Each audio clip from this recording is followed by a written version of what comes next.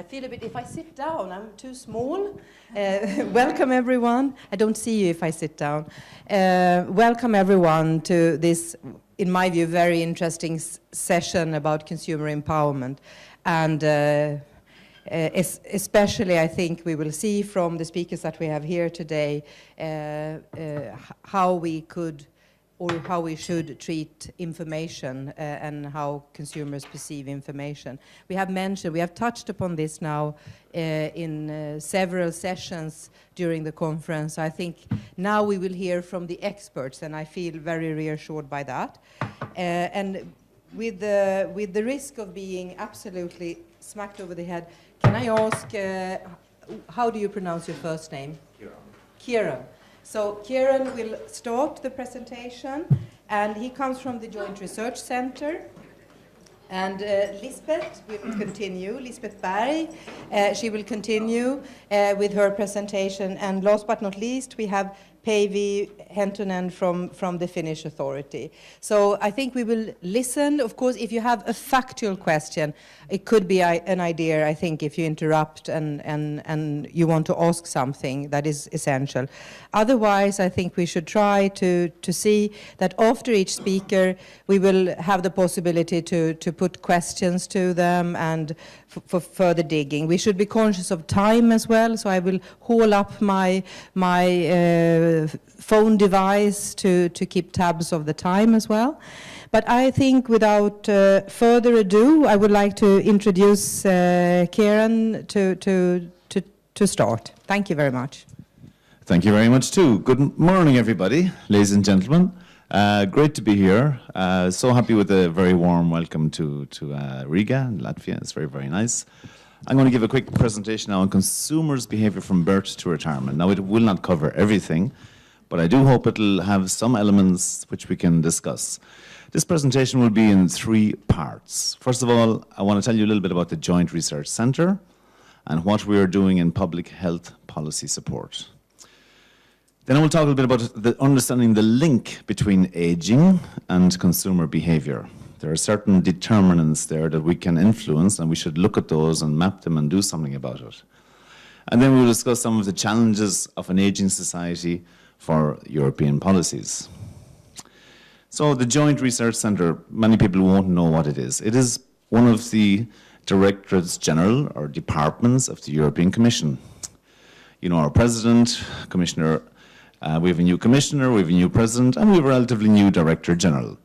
Now, that is where we fit in the whole 3 of the European Commission, together with the other Commission services. We were established back in 1957, which means we are 58.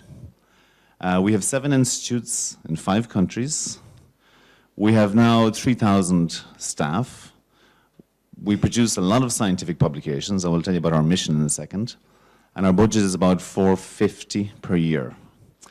We earn some through competitive means because that keeps the finger on the pulse of research, cutting edge, etc. We don't want to earn any more than 15% because if we would be competing with other European entities, so we don't want to do that. So they are the 7 institutes spread around. In Italy, Ispra, where I'm based, we have 2,000 people. Now the mission of the Joint Research Centre is to provide independent, and this word independent is very important, scientific and technical support to the EU policy-making process, from conception to development, implementation, evaluation.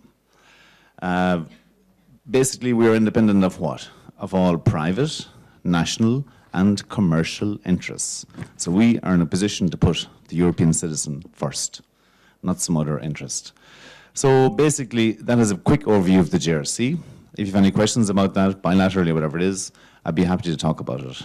Now, in one of the 7 institutes, we have a unit for public health policy support.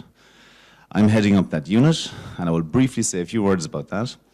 We are new. We exist since, 1.5 years. So it's great that the Joint Research Centre is now working on policy with regard to injecting scientific evidence for health, healthcare, etc. So we have one project now started on healthcare quality, and we're addressing breast cancer.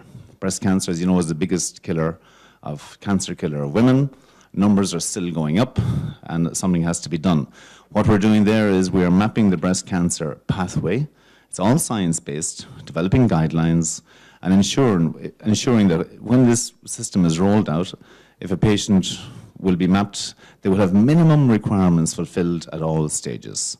At a critical stage in the healthcare pathway, we will ensure there will be multidisciplinary meetings. So the oncologist will speak with the radiologist, with the chemotherapist, etc., so that patients don't fall between the stools. This will be accredited, and people can then apply for accreditation. So you could have your diagnosis in one center, go across to a different country, have your surgery somewhere else, follow up somewhere else.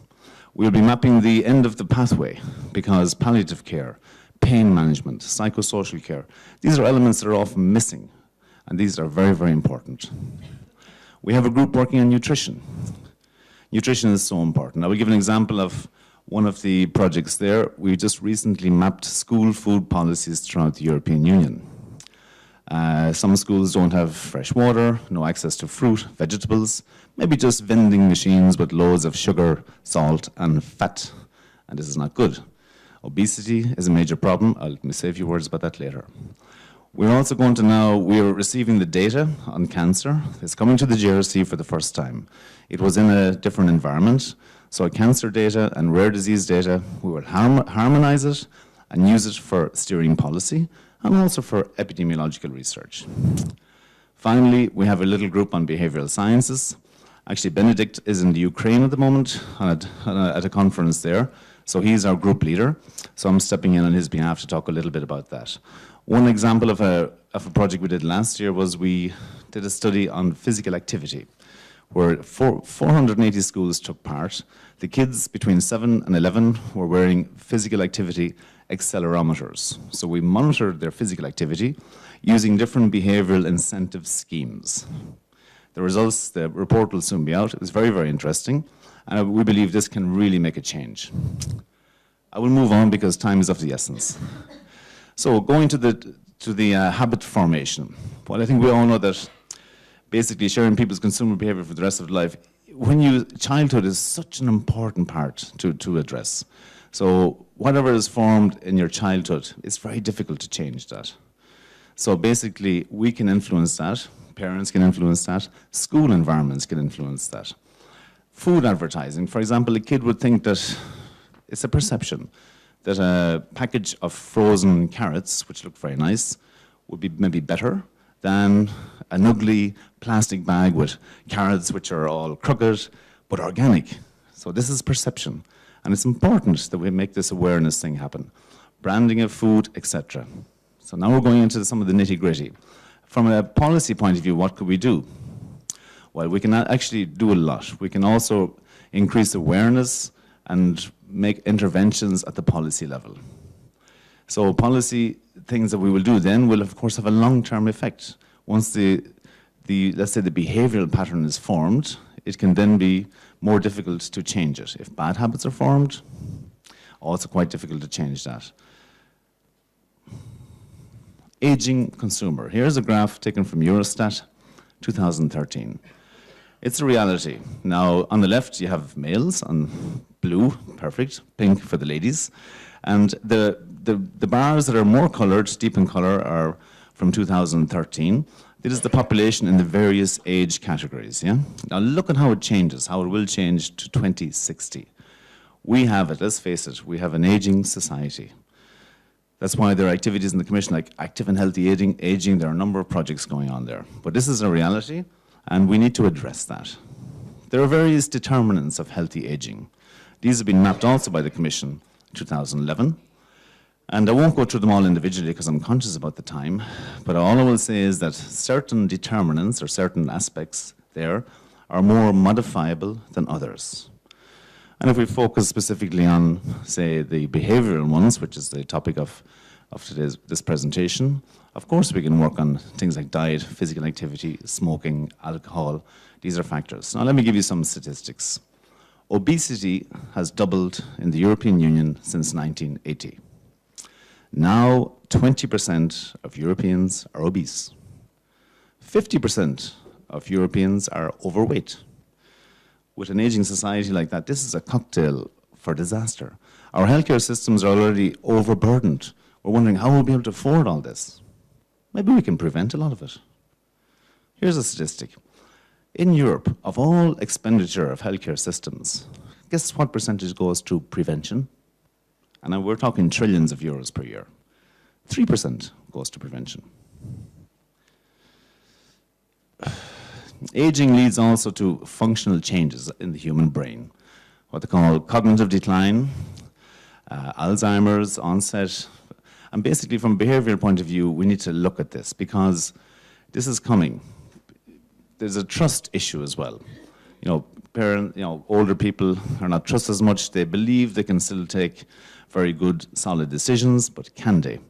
And also there are difficulties to adapt to new behaviors. If you've been doing something for 70 years, to change, that's not so easy. If you've been eating red meat for 70 years, to change over to vegetables. Difficult, because that person believes, here I am, I'm 70, and I was doing that all my life, and that's a good combination for me. Maybe yes, maybe not. I will address those three parts very, very briefly, and then I'll be coming towards the end. Cognitive abilities will decline over the years, and retirement is one thing because you're not mentally active anymore. There's a recent scientific publication saying one of the best ways to prevent the onset of cognitive decline is to learn a new language. That doesn't cost any money, so maybe it's not that obvious, but it's one of those things that can be done. Physical activity, movement. Sometimes the decline happens quite dramatically. When people get older, they can fall, they can become ill, then that decline can be much faster. They will probably lose their loved ones. This can have a traumatic effect. So there's experience and coping mechanisms. They can counterbalance the cognitive decline, but these things are coming and we need to be looking at that. Another issue from the trust point of view is that people reach their highest financial state, let's say, of wealth in their late 60s. However, the peak for, let's say, quality of investment decision-making and transaction is in the late 50s. So there you have a 10-year difference. We should be looking at that too. There we need to do something. So they're becoming vulnerable. Older people are often attacked because of money. On the internet, maybe they're not so good handling transactions. Can we put in, let's say, backup mechanisms to prevent something from happening? Maybe that they can have more time if they do some online shopping, that they can have some time perhaps to rethink their decision when they talk to their son or daughter. Little examples, just to flavor up the thing. And then, of course, nutrition. Nutritional habits, the thing is undernutrition will also lead to cognitive decline and also musculoskeletal decline, problems with the gastrointestinal tract, etc. There are no guidelines for people when they get older. Should you keep drinking 5 liters of milk a day when you hit 60? I don't think so. There is something that has to be done. By 2060, we will have a lot of people over 100, over 90. And what's very interesting is, with the aging population, the line is going up. But with the quality of life years, the line is not parallel with the aging line. It is not converging, it is diverging. And in some cases, the quality of life to the age expectancy can be up to 18 years. Should people live like that, the last 18 years of their life, in a bad physical, mental health, when it can be perhaps avoided? So I think that's basically it. So policy implications for the aging consumer, well, healthcare. The widening gap is there, I mentioned it. We can do a lot in that area. We have a number of experiments going on in our group, but it's a group of 7 people, it's small. But I want to bring out awareness to this. If consumers, citizens are aware, they will take their decisions. They will make better choices. They will be able to act accordingly. But they need, first of all, to be aware. Financial market, same thing. We need to pay special attention. They're vulnerable people. They're at the peak of their wealth. They are not in a state to make good financial decisions, whatnot, so they should be somehow protected. I hope that has given you some food for thought. It's just it's the tip of the iceberg, as I say, but I'd be very happy to try to answer any questions afterwards. Thank you so much for your attention.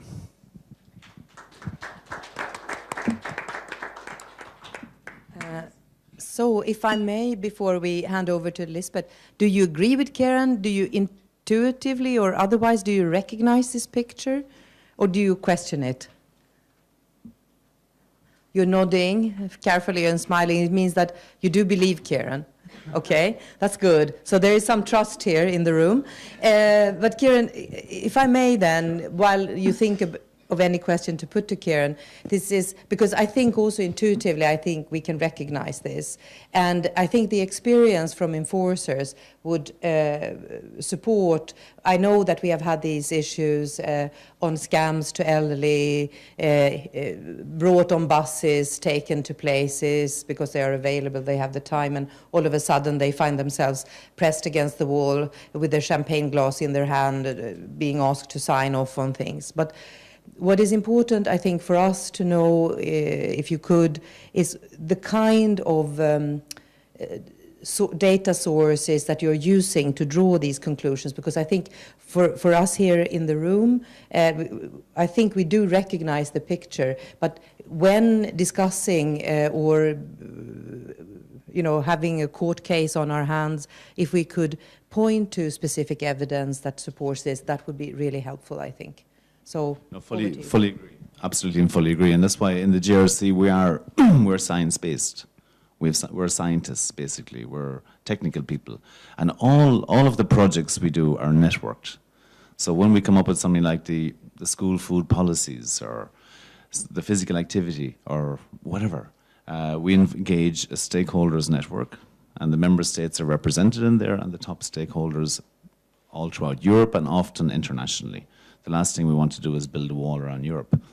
So evidence is being generated. There are more and more studies happening, which is good. We need more evidence, and we need to then inject that into the policy cycle and make that available. So yes, we are doing, but with the limited number of people we have, there's a limit to what we can do. But I think solid evidence, evidence base is key. Absolutely key. It's independent. It's also independent of any commercial or other interests, where you put the citizen first. But do you have any? If I fully follow, but do you have? Would there be a particular study that have meant a lot?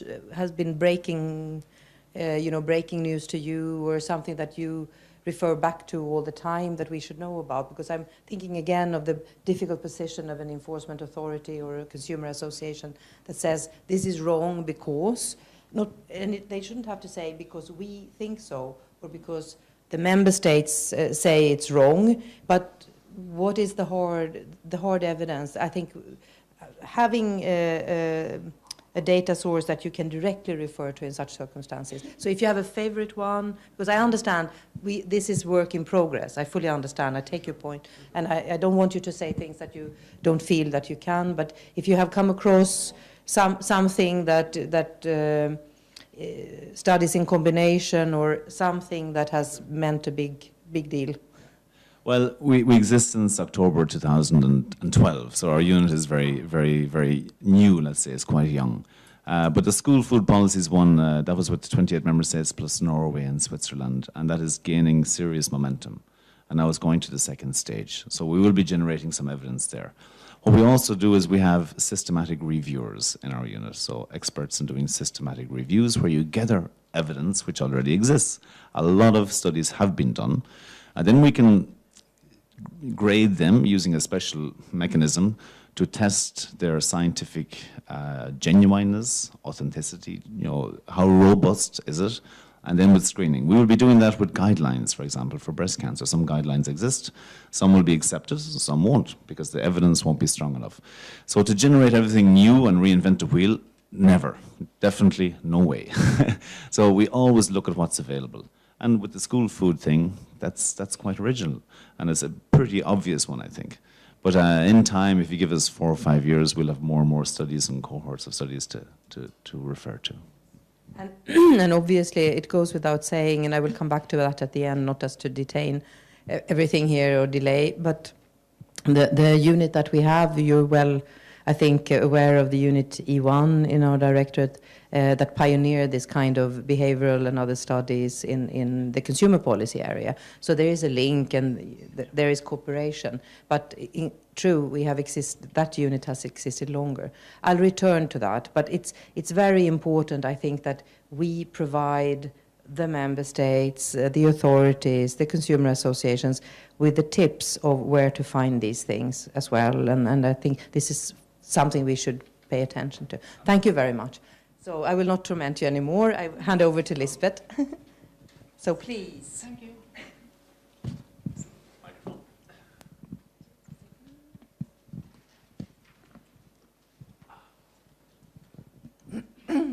Okay. Thank you for joining this group. My presentation is based on an article that I wrote with a colleague of me about the phenomenon that we named as CADS, or the Consumer Attention Deficit Syndrome. And the main problem behind this project is are modern, heterogeneous and complex markets manageable for consumers? And I'll start from the beginning. And everybody knows that it is extremely important for the well-being and welfare of each and one of us that we have well-functioning consumer markets. And well-functioning consumer markets depend on the one side on fair competition on the supply side, and on the other hand, well-functioning markets depend on, so to speak, well-functioning consumers who are making informed, active choices, that they vote with their wallets for the products they want to survive in the markets, and that they complain when it's something wrong. If there is a balance between these two forces, the two forces, the supply side on the one hand and it's difficult to use my hands and hold this at the same time, but when there is a balance between these two forces, then consumer markets work for the best of all citizens. And in this presentation, I will talk about the consumer side and something that might threaten that balance, and that is what we have called consumer attention deficit. And I will refer to that as CADS when I go on. Well, what we claimed is that, in this article, is that in today's complex markets, ever expanding, changing, new commercial channels like e-commerce, mobile commerce, cross-country sales and all that, it is very difficult to be a consumer. It is difficult to stay informed on all the markets. And that's the background for this CADS phenomenon. And I will say just a few words about the theoretical background for this, this idea behind the consumer attention deficit. And first we rely on Herbert Simon. He's the most brilliant of all economists ever. I think you all know him. And he said many wise things, and one thing was that information consumes attention. Information consumes attention. So the more information, the less attention you have left to spare. Because the brain is limited, the capacity of the brain is limited, and that refers also to the attention. Everyone, each and one of us, have limited attention capacity. Sarret and Marsh then, in an article, said that decisions happen in attention mosaics. And by that, they want to learn or explain to us that we are living our lives in mosaics of decision situations. It is not only the markets that claim our attention. We are also parents, we are workers, we are friends. Lots of areas in our lives claim our attention. And very often there are several parts of this, from this mosaics of decision situations that constitutes our lives, compete for our attention. And we can't attend to everything, and that refers also to the markets. So we have to attend to some markets, while very many of us have to ignore other parts of the markets. Then in the article, we claim that the consumer also markets, or they differ in nature and require different consumer competences. And I shall elaborate a little bit on that. This table I cannot go into it very much, but it illustrates the differences of requirements for specialized consumer competences in different consumer areas.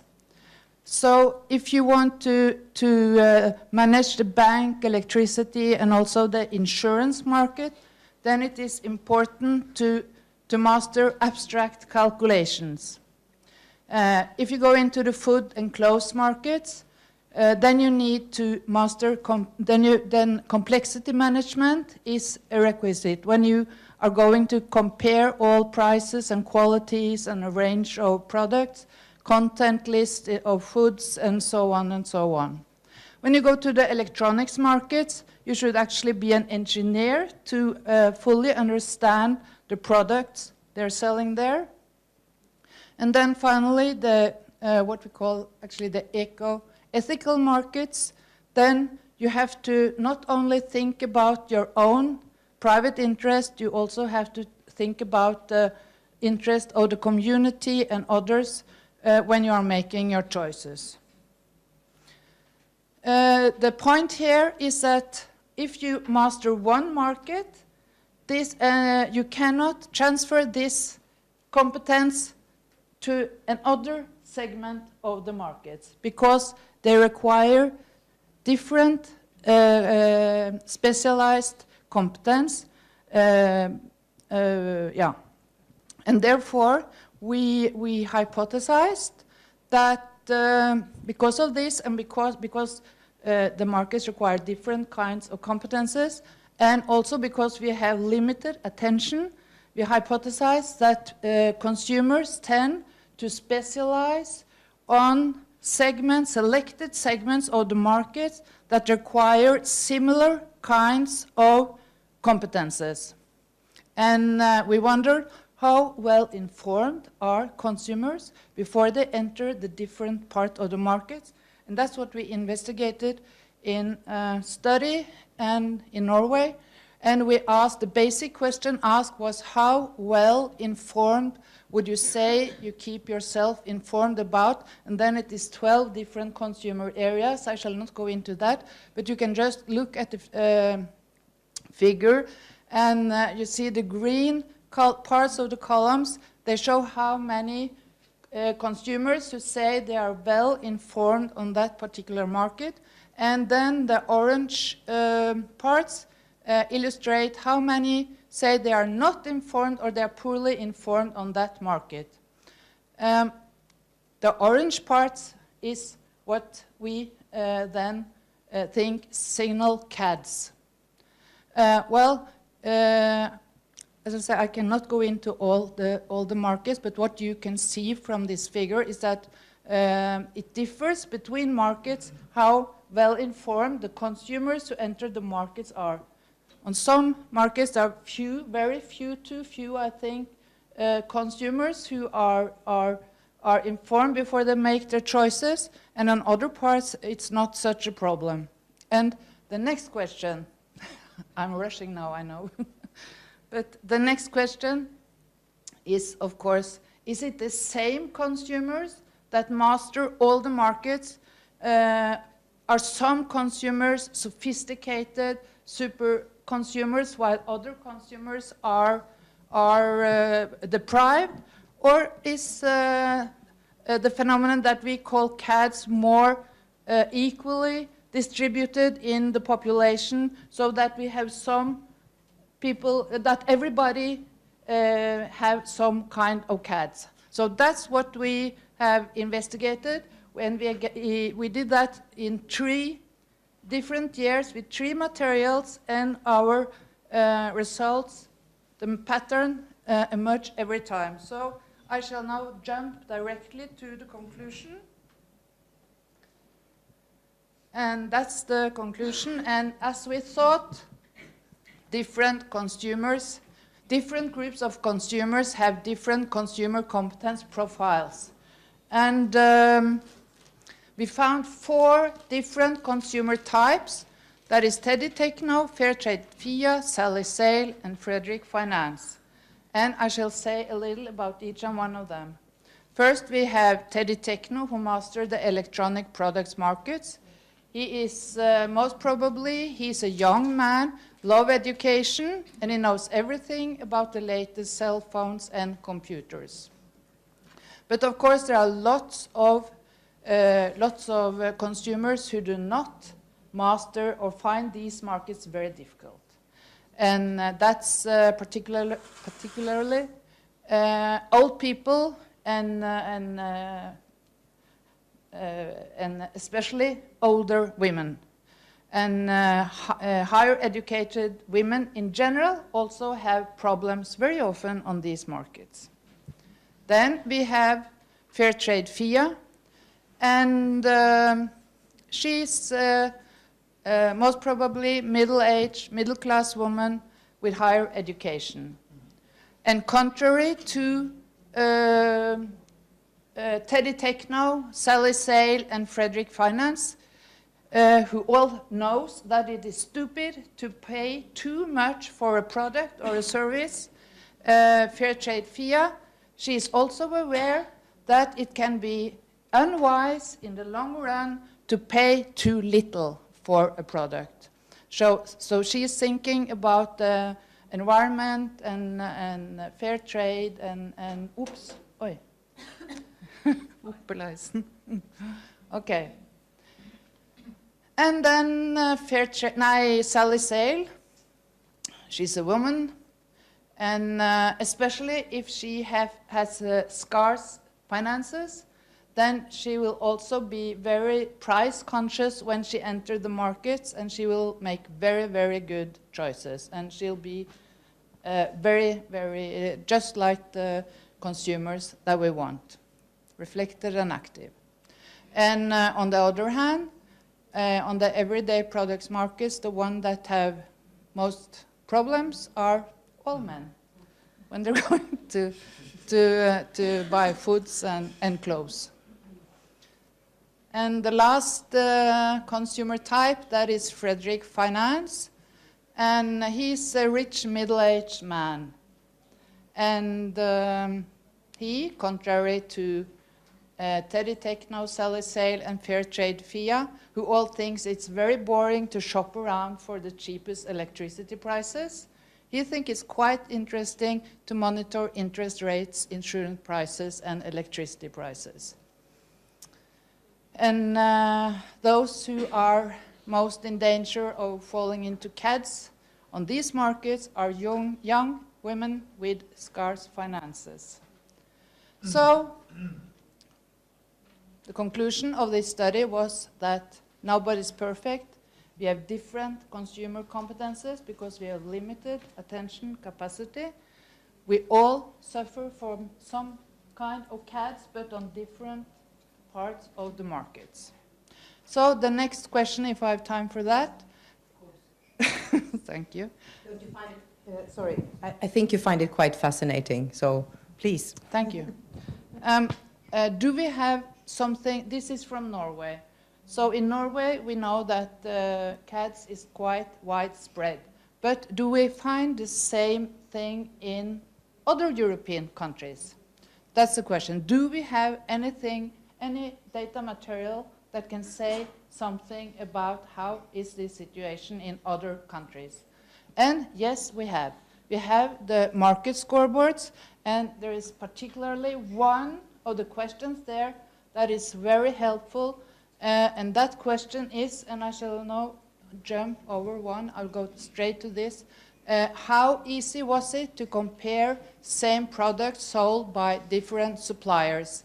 And of course, if you're not informed on the market, then it's very difficult to compare the products. So I think this question kind of signal, or it might signal, levels of CADs.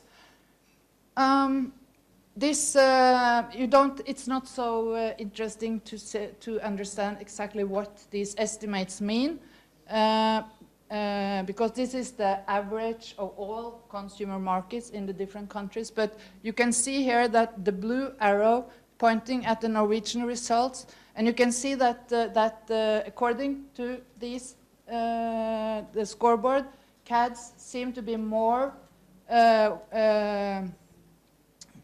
widespread in Norway as well as in Sweden and Iceland and Denmark than in many other countries.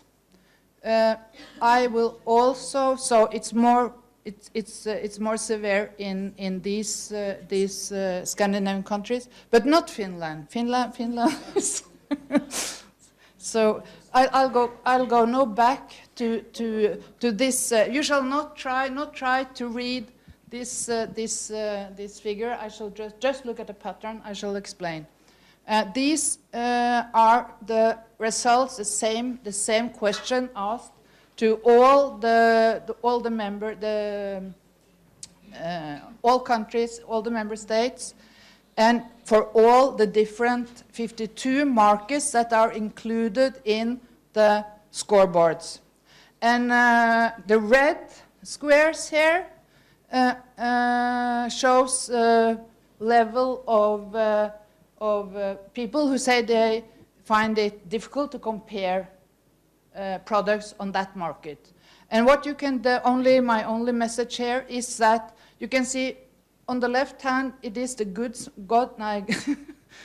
markets, and on the right side is the service markets, and you can see that the red parts of the columns are larger on the services side, meaning that there is a bigger risk for CADs on services markets. And also, I want to draw the attention to there are some of these markets that have a bigger score than the others, and that is especially investment products and also electricity service markets. I could say a lot about these markets, but I shall not. But what I could urge you to is to go into the consumer scoreboards dashboard, and you can go into your country results and check out. And I think that especially this question is very interesting. Okay, so now I am going to stop. This is a friend of mine, and as you can see, he is severely attacked by CADs. And the question is, of course, how did he become like that? And the reason is his lack of attention, of course, and also he has little time. His lack of time. He also has poor numeracy skills, lack of economical thinking, and combined with high purchasing power, he is an easy target for actors on the supply side who wants to manipulate him to buy their stuff. And what do they do then on the supply side to increase level of CAD so it will be easier to manipulate their customers? Well, that is information overflow. It is non-transparent information. It is manipulated information, complicated pricing, etc., etc. So that's what I had. Thank you. Thank you for your attention.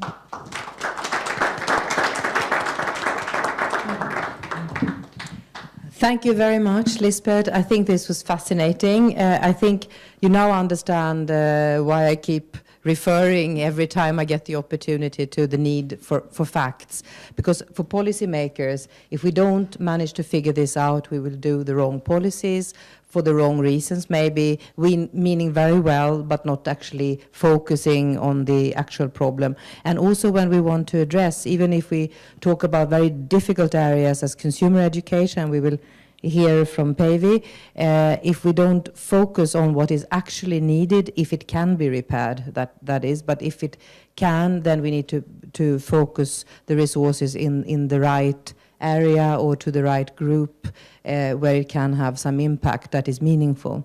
So I think I would like for you, if you have, especially if someone is here from the Nordic countries that can put some questions, because I don't want, even though I happen to be Swedish, I represent the Commission here, but do we have anyone who can put questions maybe to Lisbet? Yes, I see a hand. Can you just introduce yourself, please? Yes, hello. My name is. Oh, okay. Hello, my name is Hildegundur. I'm from Iceland. I just want to thank you both for fascinating lectures, but I was wondering if I could ask Lisbet, if I heard correctly, this was based on an article or research you made. Is the article accessible anywhere? I know it's in Norwegian, but that's not a problem. The article is, yeah, you can have it. And if you just leave your card, I will mail it to you, because it's published in International Journal of Consumer Studies. But I can, and it's called CADS, Consumer Attention Deficit Syndrome. But okay. Everyone who wants a copy, I can email you. Oh, thank you. Yeah. Thank you, fantastic. That was all. I'm sorry, I had no substance. Yes. Oh yeah, thank you very much. Oh. On that note, if I may, because I think it's probably several people in this room who would like to access this article, so maybe a question to the presidency: will you make the website available with all the presentations after, or how will you send out everything to everyone? Because then I think the article definitely should be included. Yes, so our idea is to place all the presentations in the website and to disseminate it amongst us, like the participants of the conference. I don't know about the article because it's protected by copyright. So that could be an issue of publication. So I think Lisbet will, you can leave the card and Lisbet personally will send it to you. That's great. Thank you very much. I think that's a good clarification. We were whispering, so I think so please give your card, contact details to Lisbet. I saw that Ciarán had a question. No, a very fascinating presentation. I was amazed to see, it's really great that approximately 70% of Norwegians are very well informed about healthy foods, but only about 20% are well or very well informed about organic food. Did you give an explanation for that? Yeah, and you know, on the one hand, this attention deficit problem means that information, it's difficult to reach people with information. I take a step back now. If, as an example, if you want to empower people in the banking market, that would be very, very easy if the banking market was the only market consumers had to engage in.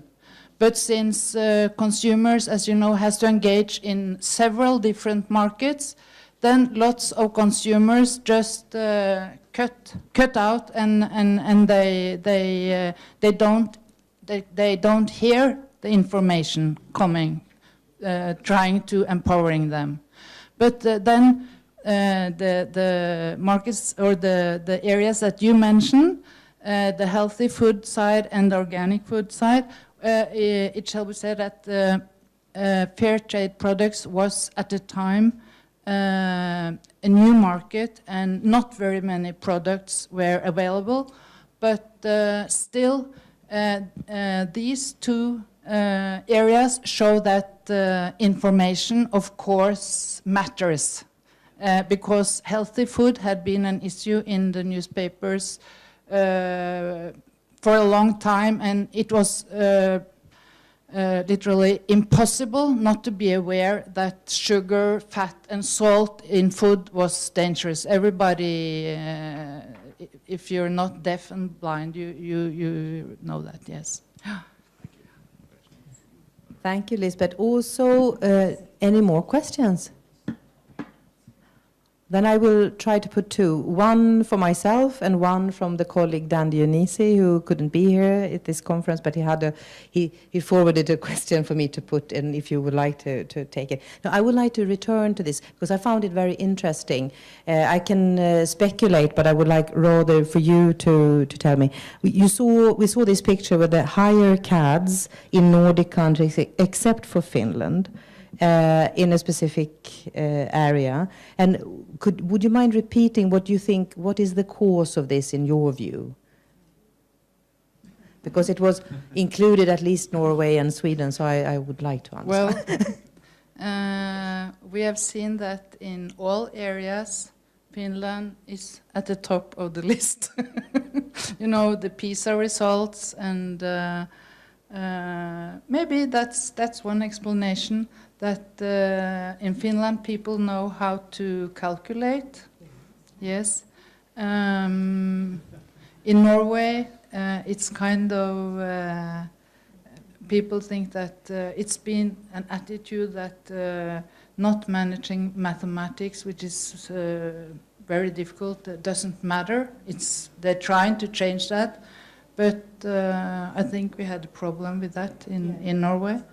And perhaps also that we have a very high purchasing power in Norway, and that's can explain some.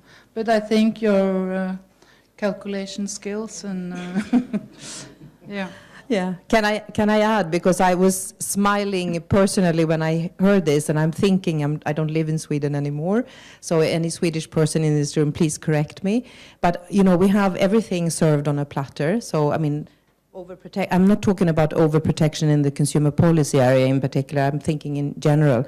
Just as an example, to make your income declaration, everything is pre-filled. You can just press the button on your mobile device and it's done. It's tense, you know. And then you don't make the effort. I'm the generation that grew up having to calculate and correct and fill in. And you were thinking, oh, if I miscalculated, there will be a fine, I will be in hell, ta-ta-ta. So this has now disappeared, and it has an influence. Plus that the school system may not be adequate anymore, because if this is not imprinted in people, and also having, being well off within brackets can also constitute that you don't care because you have less time than you have money. That's also dangerous. So I can make a lot of interpretations personally, but I don't want to sit and do that without asking you to possibly correct me. So no, I think you're perfectly correct. Yeah. Okay, thank you. So we will send some messages back to the Swedish and the Norwegian ministries in a while.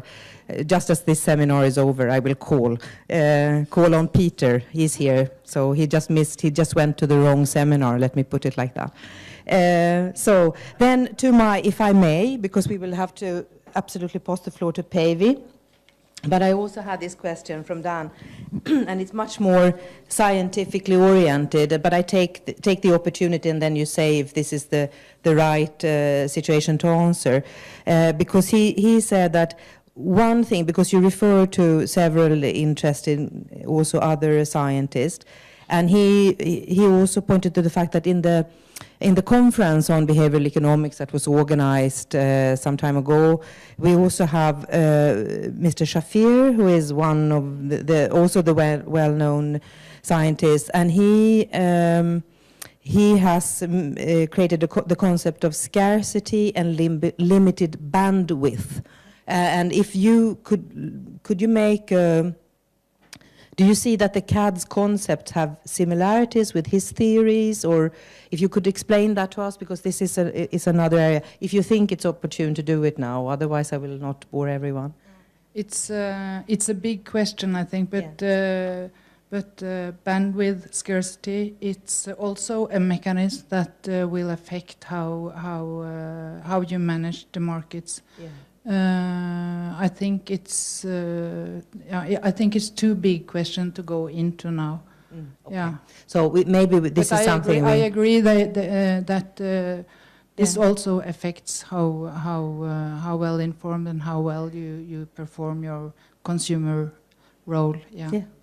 Thank you very, very much, Lisbet. But I think you should know also that we work in close collaboration in our directed, especially then done with Lisbet, and we even have seconded national experts coming from same sort of scientific institution as you represent. So I think clearly we do understand each other. But for us, it's extremely important that we take these, outcomes further, and that we spread the knowledge about this in the policy making sector, whether it's as ministries or in authorities or in consumer associations, so that we have the right kind of thinking when we take action, because I think it will help us tremendously.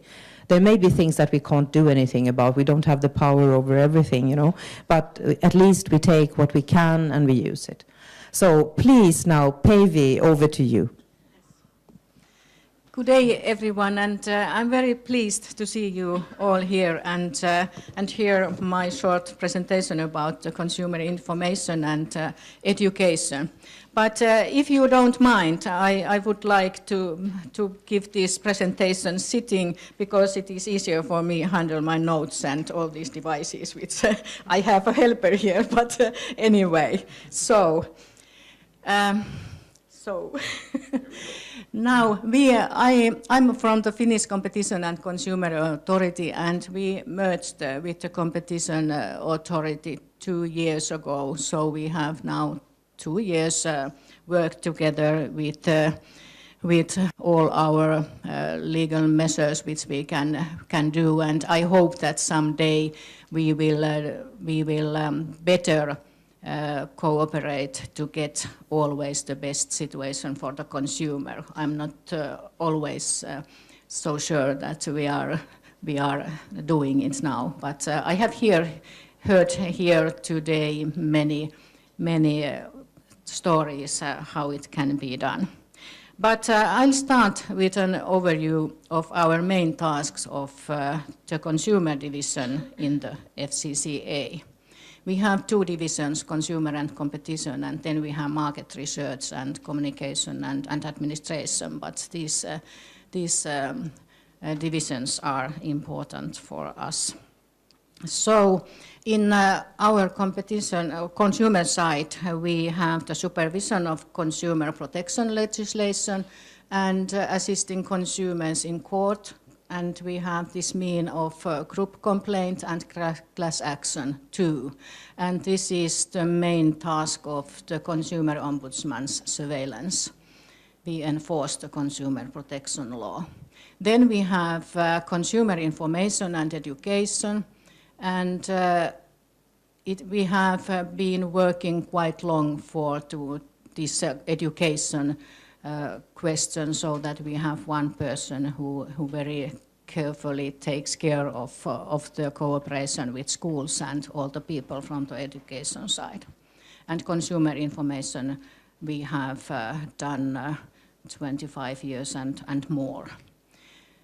Then we have a database of consumer contacts, our consumer legal advisors and consumer ombudsman's contacts are per year nowadays 90,000 contacts. So we have all these in our database, and we can use it when we think what information consumers should need and what to do in our surveillance task.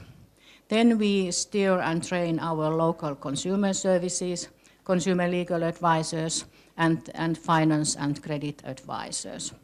Then we have this European Consumer Center, and we have 2 package tour operators, these guarantees which is needed by the directive.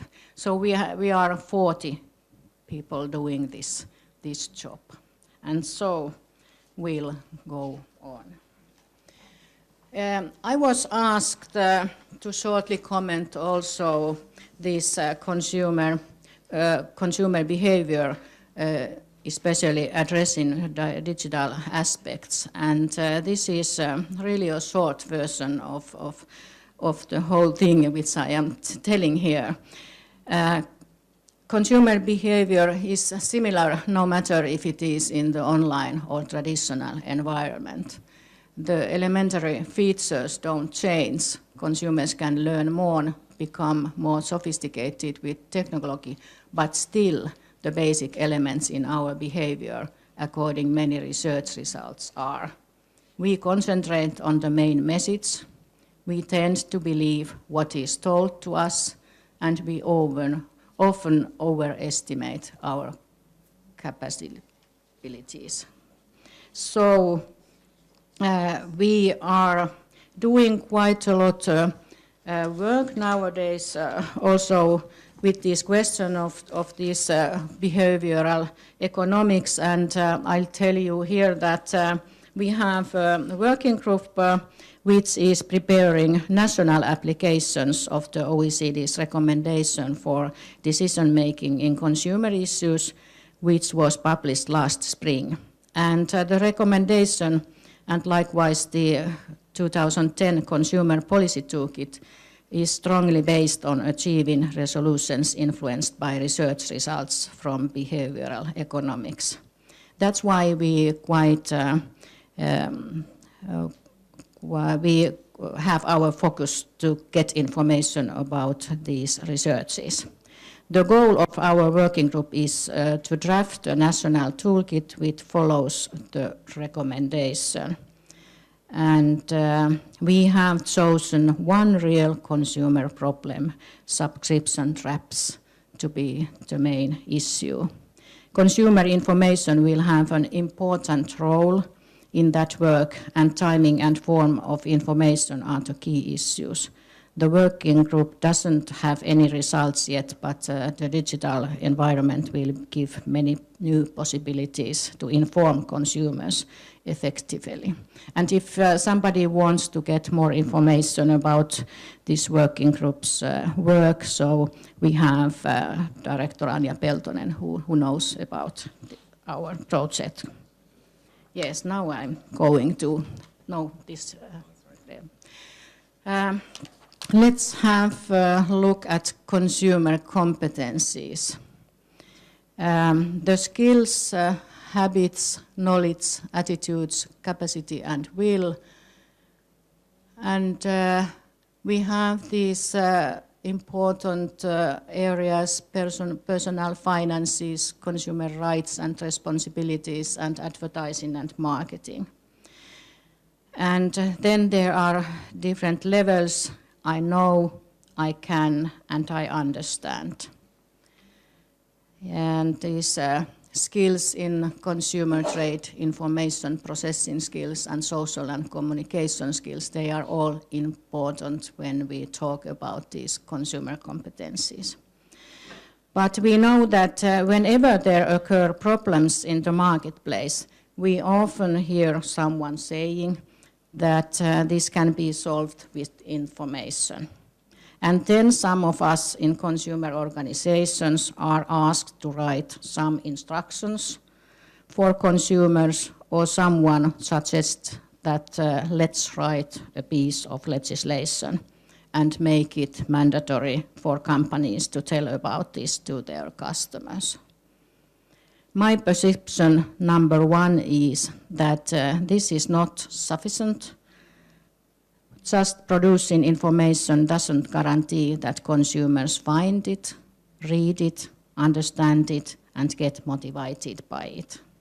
That is why we should start to look at a broader concept of consumer competencies and pay attention to figuring out how we could in practice promote these different skills that are needed for essential competencies. And then we have the next picture.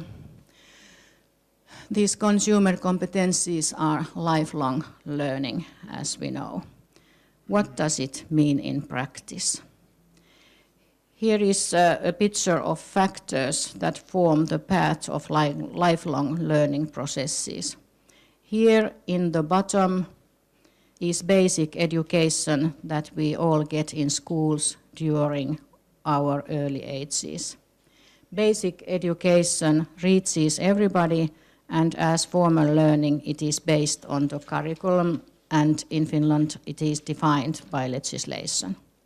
Consumer information can later complement these basic skills, but can hardly replace it. This is important, but my second perception concerns the fact that consumer education has been traditionally seen as learning of life skills on a personal level. My second perception is that education about consumer issues is needed also in vocational training, so that workers in the companies can understand and relate to customers' needs. The better they understand the meaning and reasons behind consumer legislation, the better the marketplace functions for the benefits of all parties. And my third perception is about digital competencies that are more and more necessary alongside rational consumer competencies. Huge challenge lies in the gap between the skills of young and older, between the students and teachers. Teachers should be competent to use in their work and to train their students to use various digital tools. We should invest in teacher training. We had a research where asked teachers what they need, and it was the result that they really say that they need this training. So to summarize this, my main perceptions are: mere information is not enough. We need to focus on consumer competencies in a broader sense. Consumer education has been traditionally seen as learning of life skills on a personal level. Education about consumer issues is also needed in vocational training, so that workers in the companies can understand and relate to customers' needs. And huge challenge lies in the digital gap between students and teachers. Training teachers is essential. So that is, thank you.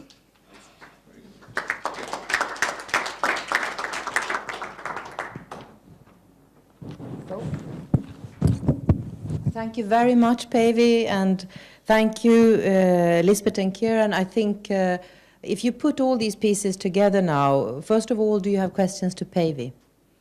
Yes, please. Yes. Yeah, no. You need to have it for the streaming. Oh, yes, of course. Thank you very much. That was really interesting. I mean, a couple of things have struck me. They might not just be directed at you, Päïvi, if you forgive me. There might be more general questions, but I think it's very interesting that you're talking here about consumer competencies and how we need to work on that, and I completely see the value of that.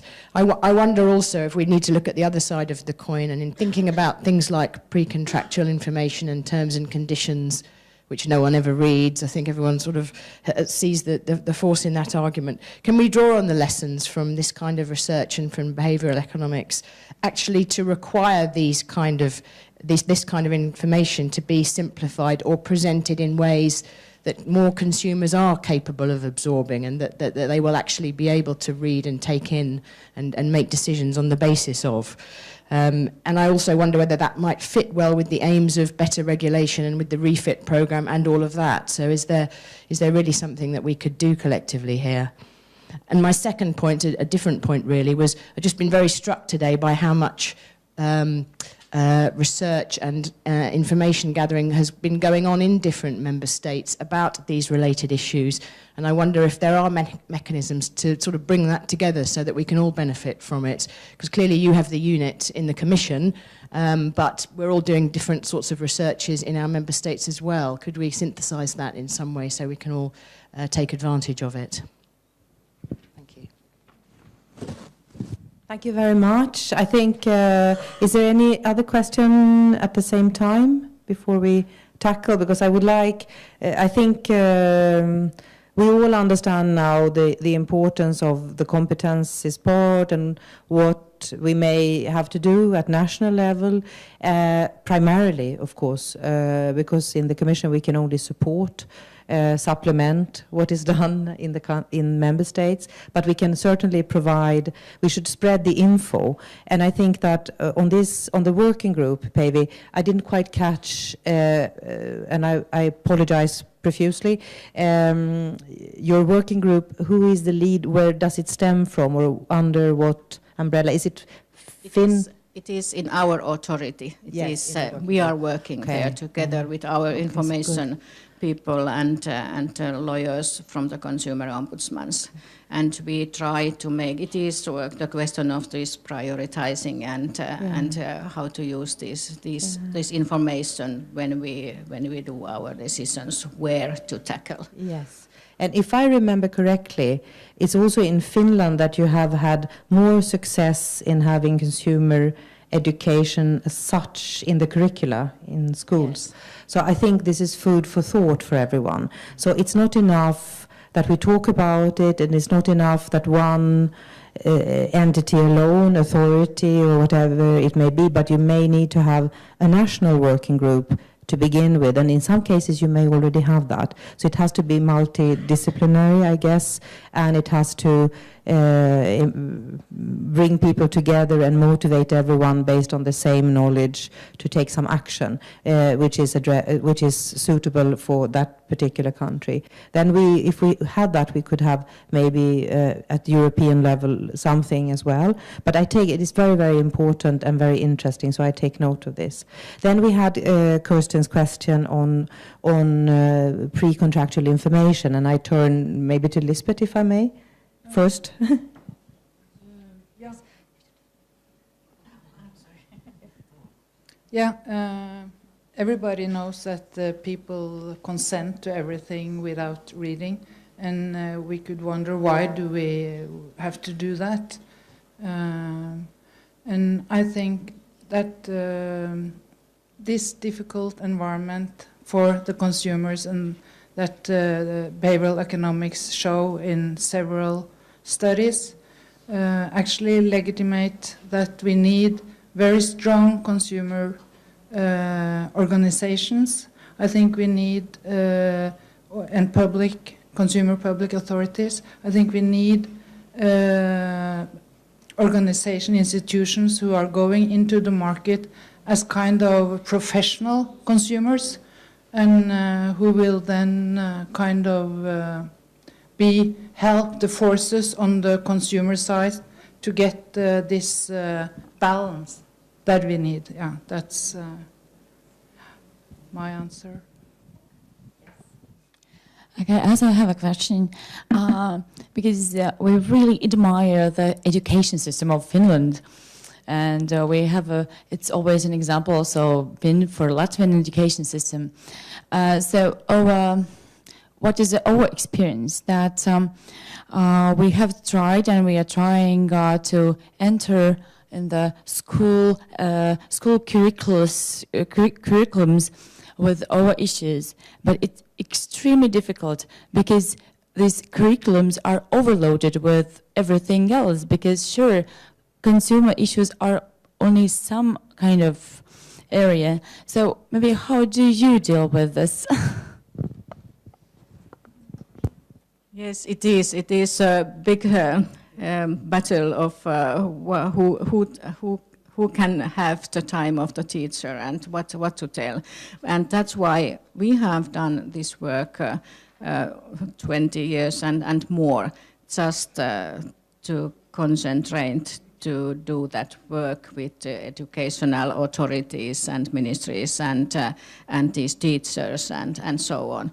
And we had in the our consumer policy paper was also targets for this, that there should be in the curriculum. When we had this new one, that it is more education in the consumer issues, and we were very, very lucky to get it in. And I think this society understands nowadays that it is very important time to get all these together. When we saw this picture, we have this consumer information here and what businesses give.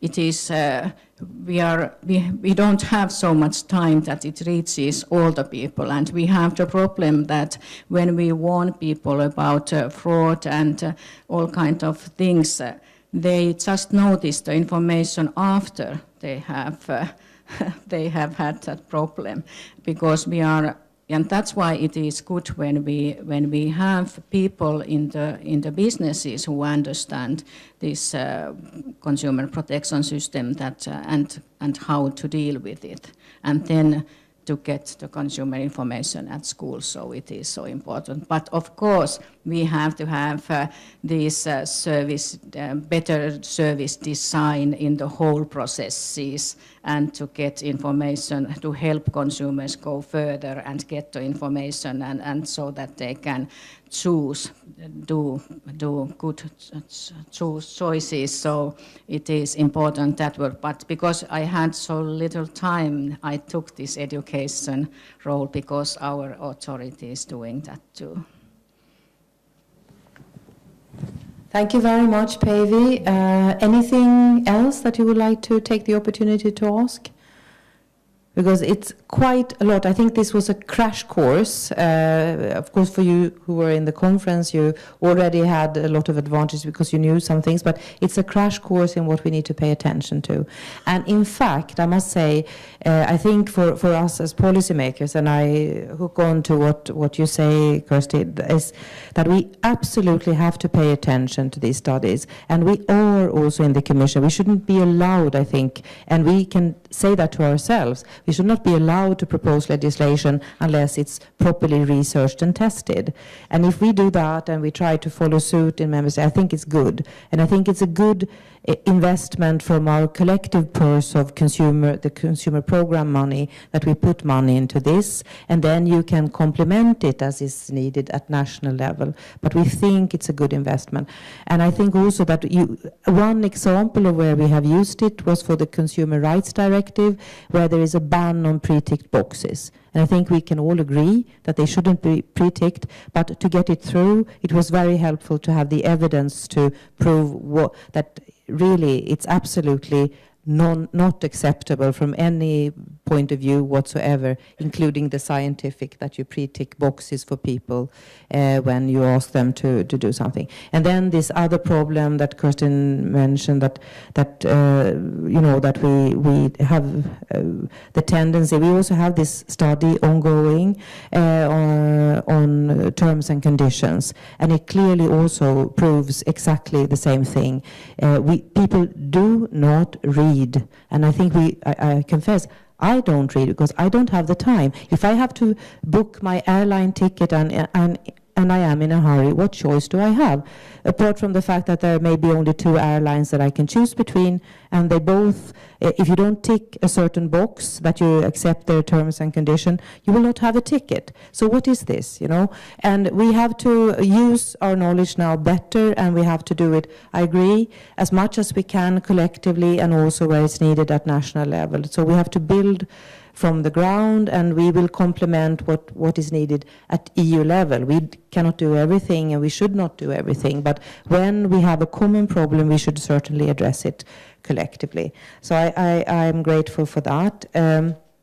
Also, I would like to maybe take the opportunity. I've been writing and writing because I have to now go out and report what conclusions we can draw. So I have, no peace for the wicked, as they say. But I must also tell you something interesting, maybe slightly out of context, but as we are talking about the digital single market, I think we have an ongoing study there as well, and already early signs are very, very important in the findings. And take this home. People are underreporting their use of cross-border online purchases because people think, I'm sure you're not surprised, but now we have, for the first time, the evidence. People think that it's a national website. So the statistics we have on cross-border shopping probably are an underestimation in general of the numbers of cross-border shopping that actually takes place.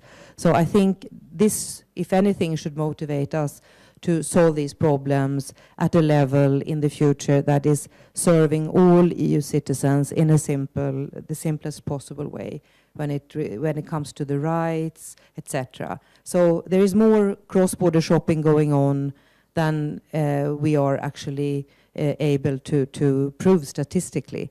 But through the studies we know that people do not see the difference.